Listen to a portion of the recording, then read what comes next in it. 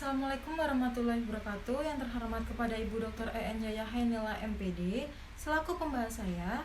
Yang terhormat kepada Bapak Dr. Andes Maman Surahman MPD selaku pembimbing satu saya. Dan yang terhormat kepada Bapak Dr. Rizal Perdana SPD MPD selaku pembimbing dua saya. Perkenalkan, nama saya Windy Puspitasari, NPM 1853053019, Prodi Pendidikan Guru Sekolah Dasar 2018. Di dalam video ini, saya akan menyampaikan seminar proposal saya yang berjudul Hubungan Pengetahuan dan Sikap dengan Perilaku Hidup Bersih dan Sehat atau PHBS pada peserta didik sekolah dasar. Bab 1. Latar belakang masalah. Kesehatan menjadi salah satu unsur penting yang sangat strategis dalam upaya pembangunan manusia Indonesia di samping pendidikan dan ekonomi.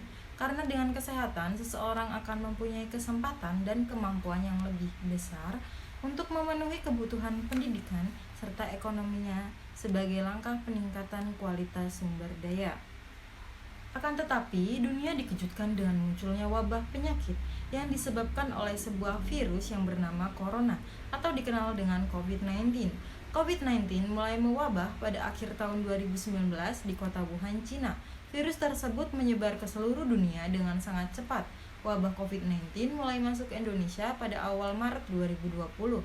Maka dari itu, kegiatan belajar mengajar di Indonesia dan di sekolah-sekolah dilakukan secara online atau dilakukan secara daring, yaitu dalam jaringan. Sikap dan perilaku sangat penting untuk menunjang kesehatan. Perilaku terbentuk sebagai refleksi dari berbagai gejala kejiwaan, namun pengetahuan merupakan suatu hal yang tidak dapat diabaikan dalam pembentukan perilaku. Idealnya, individu bertindak dengan didasarkan pada pengetahuan yang dimilikinya karena dengan tindakan merupakan cerminan dari pengetahuan yang dimiliki. Pendidikan kesehatan meliputi pengetahuan, sikap dan tindakan perilaku hidup bersih dan sehat atau PHBS. Kaitannya dengan pendidikan kesehatan, sekolah sehat harus memberikan bantuan kepada siswanya untuk memperoleh pengetahuan, sikap dan tindakan PHBS baik melalui kegiatan intrakurikuler ataupun ekstrakurikuler. Setelah peneliti melakukan observasi secara langsung di SD Negeri 2 Labuhan Dalam, didapatkan fakta bahwa terdapat jumlah tempat sampah yang ada di SD Negeri 2 Labuhan Dalam hanya berjumlah 6 yang seharusnya ada 9 dengan ketentuan satu ruangan satu tempat sampah. Selanjutnya adalah jumlah WC di SD Negeri 2 Labuhan Dalam terdapat 1 WC untuk laki-laki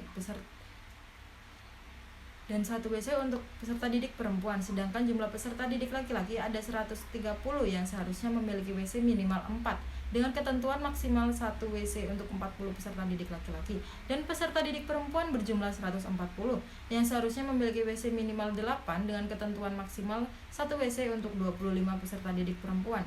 Permasalahan lainnya yaitu kantin sekolah yang terbilang kurang bersih dan tempat mencuci tangan yang rusak, alat termometer yang tidak digunakan secara maksimal, dan hanya ada 1 poster tentang menjaga lingkungan dan kebersihan di sekolah tersebut. B. Identifikasi masalah. Yang pertama, ditemukannya lingkungan fisik yang tidak sesuai dengan prinsip sekolah sehat, seperti jumlah tempat sampah dan WC yang tidak sesuai dengan kriteria syarat kesehatan lingkungan sekolah, kantin yang kurang memadai, tempat cuci tangan yang rusak, dan termometer yang tidak digunakan secara maksimal. Yang kedua, ada peserta didik yang mengalami sakit gigi di sekolah. Yang ketiga, terdapat sedikit sekali poster tentang menjaga kebersihan dan kesehatan, bahkan tidak ditemukannya poster dilarang merokok di lingkungan sekolah.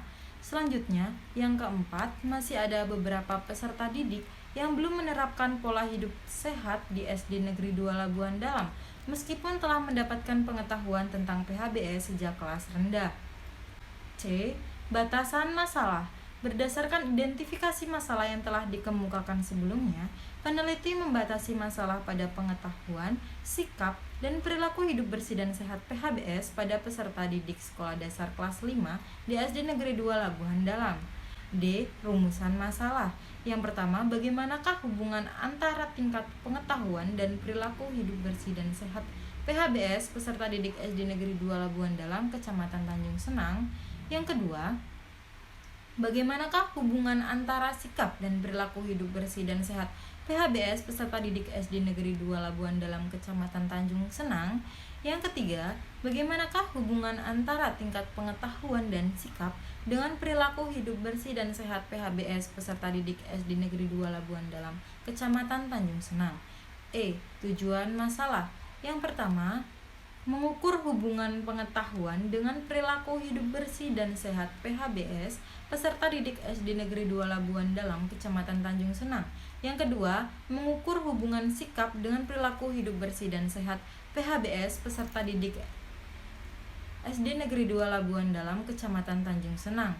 Dan yang ketiga, mengukur hubungan pengetahuan dan sikap dengan perilaku hidup bersih dan sehat PHBS peserta didik SD Negeri 2 Labuan Dalam Kecamatan Tanjung Senang. Manfaat penelitian.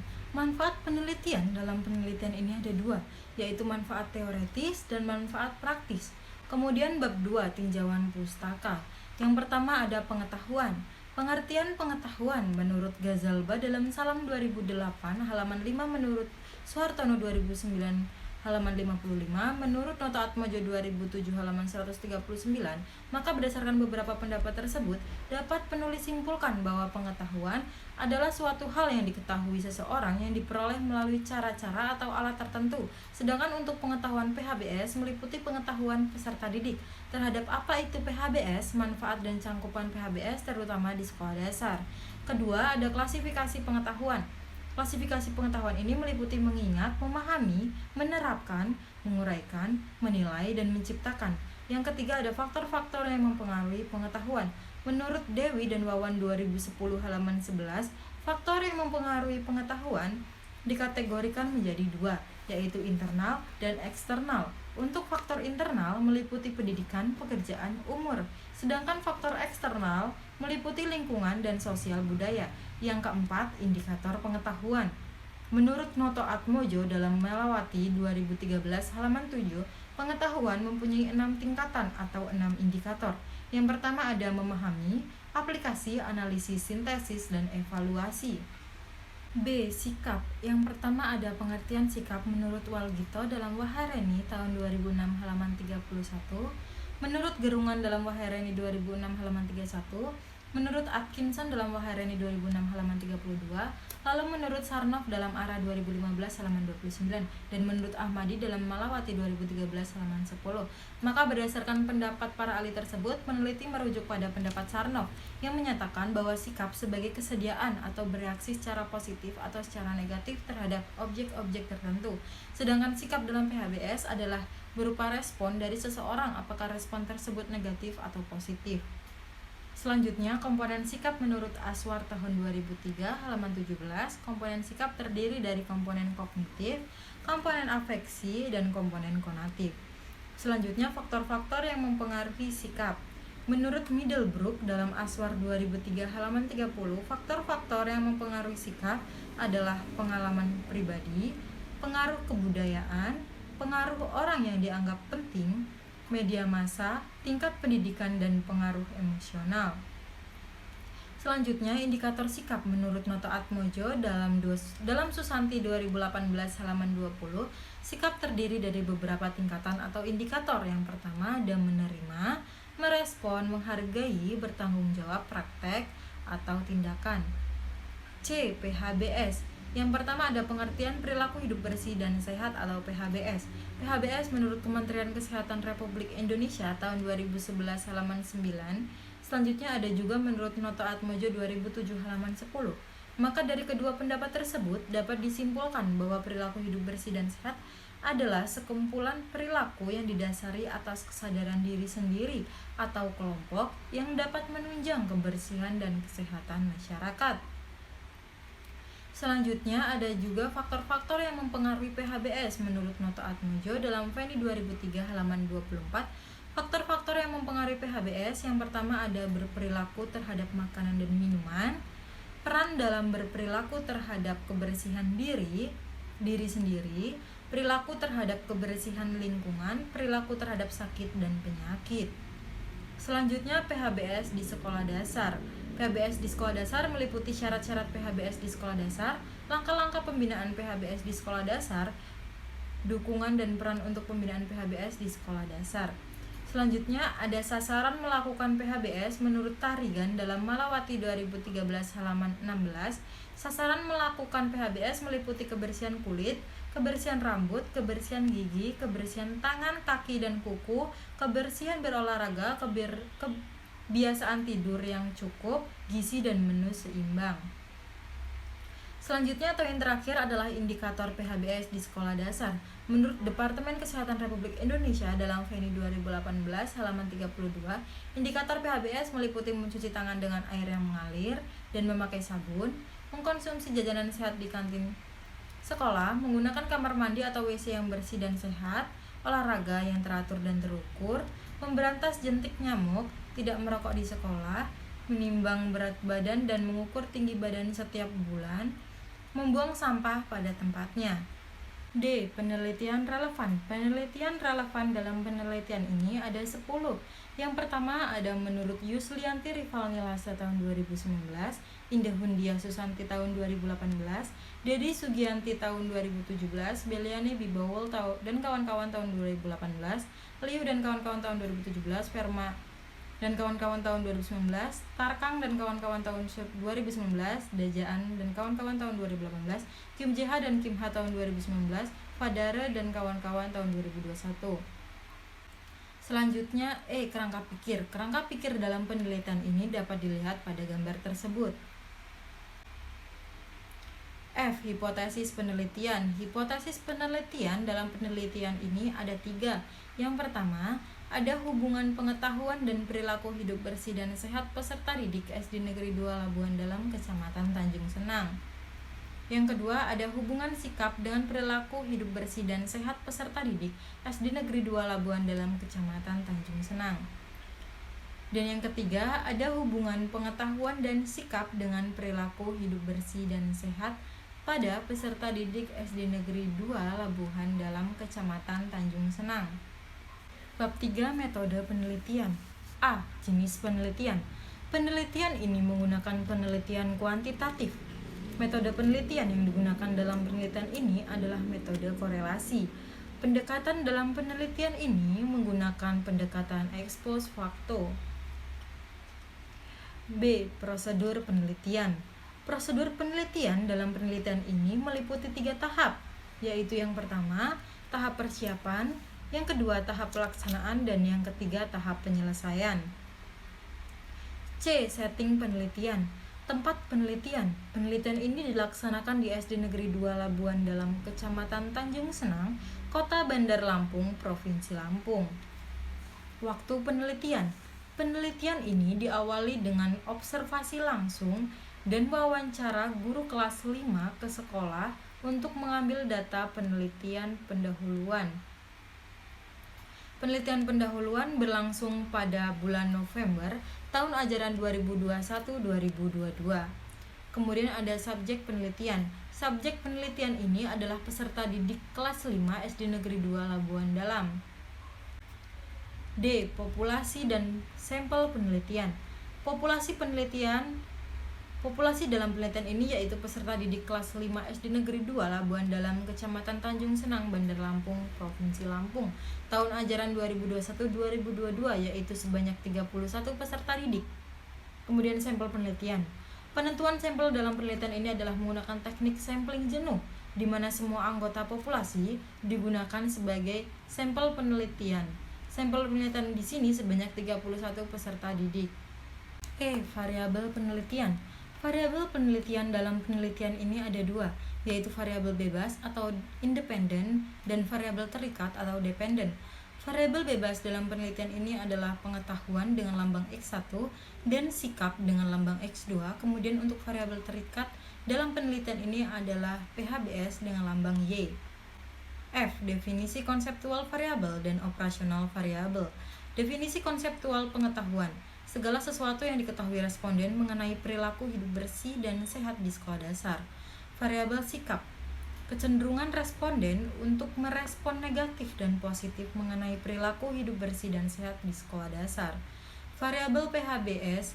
Suatu program kesehatan yang diterapkan atas dasar kesadaran sebagai hasil pembelajaran yang menjadikan siswa sekolah dasar dapat menolong dirinya sendiri dan berperan aktif dalam mewujudkan kesehatan masyarakat sekolah dasar. Definisi operasional variabel, variabel pengetahuan. Indikator variabel pengetahuan diadopsi menurut Noto Atmojo dalam Malawati 2013 halaman 7 yang meliputi tahu, memahami, aplikasi, analisis, sintesis, dan evaluasi. Variabel sikap. Indikator dalam variabel sikap diadopsi menurut Noto Atmojo dalam Susanti tahun 2018 halaman 20, yaitu menerima, merespon, menghargai, bertanggung jawab praktek dan tindakan. Variabel PHBS. Indikator PHBS diadopsi dari Departemen Kesehatan Republik Indonesia dalam VENI tahun 2018 halaman 32, yaitu mencuci tangan dengan air yang mengalir dan menggunakan sabun, mengkonsumsi jajanan sehat di kantin sekolah, menggunakan jamban yang bersih dan sehat, olahraga yang teratur dan terukur, memberantas jentik nyamuk, tidak merokok di sekolah, menimbang berat badan dan mengukur tinggi badan, membuang sampah badan pada tempatnya. G. Teknik pengumpulan data. Yang pertama ada angket. Angket yang digunakan dalam penelitian ini adalah angket yang berbentuk skala Goodman, yaitu hanya terdapat dua interval seperti setuju tidak setuju, ya tidak, benar salah, positif negatif, pernah tidak pernah, dan lain sebagainya. Yang kedua ada dokumentasi. Dalam penelitian ini peneliti menggunakan teknik dokumentasi untuk mengumpulkan foto sarana prasarana yang menunjang PHBS di sekolah dasar Negeri 2 Labuhan Dalam. H. Uji persyaratan instrumen. Yang pertama, uji validitas instrumen penelitian ini akan menguji validitas angket menggunakan rumus korelasi produk momen menurut pendapat Mucarno tahun 2017 halaman 57 dengan rumus sebagai berikut. Kedua, uji rehabilitas instrumen. Untuk mencari rehabilitas angket dijabarkan pada pendapat Sugiono tahun 2007 halaman 365 bahwa untuk menghitung rehabilitas dapat digunakan rumus korelasi Alpha-Kronberg yang dapat dilihat dengan rumus sebagai berikut. I. Teknik analisis data. Yang pertama ada uji normalitas data. Uji normalitas data yang digunakan menurut Ridwan tahun 2013 halaman 121 yaitu rumus C kuadrat yang dapat dilihat sebagai berikut. Selanjutnya ada uji linearitas data. Uji linearitas data yang digunakan menurut Ridwan tahun 2013 halaman 125 yaitu rumus uji F sebagai berikut. J. Uji hipotesis penelitian. Hasil korelasi diuji dengan rumus korelasi produk momen yang diungkapkan oleh Sugiono tahun 2016 halaman 255 sebagai berikut. Selanjutnya untuk pengujian hipotesis ketiga menggunakan rumus korelasi ganda yang diungkapkan Sugiono tahun 2016 halaman 266 sebagai berikut. Rumus selanjutnya yaitu untuk mencari besar kecilnya kontribusi variabel X terhadap variabel Y dilakukan perhitungan dengan menggunakan rumus sebagai berikut. Pengujian selanjutnya, jika terdapat hubungan antara variabel X1, X2, dan Y, maka untuk mencari signifikan hubungan antara variabel X1 dan X2 terhadap variabel Y akan diuji dengan uji signifikansi atau uji F yang diungkapkan Sugiono tahun 2016 halaman 266 dengan rumus berikut. Sekian penyampaian seminar proposal saya akhiri. Wabillahi taufiq wal hidayah. Wassalamualaikum warahmatullahi wabarakatuh.